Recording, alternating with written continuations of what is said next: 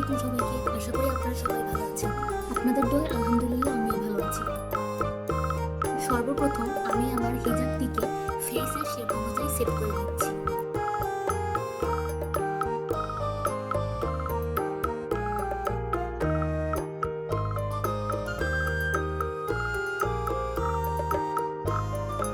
এই সময় আপনারা দেখতে পাচ্ছেন যে আমি হিজাবের একটি পার্টকে ছোট রেখেছি এবং একটি পার্টকে লম্বা রেখেছি।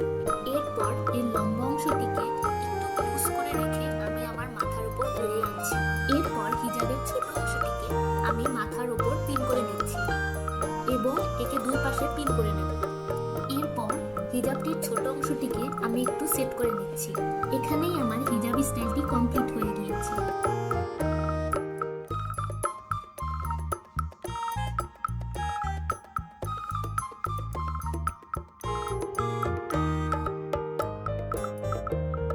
আশা করি আপনাদের আমার ভিডিওটি ভালো লেগেছে।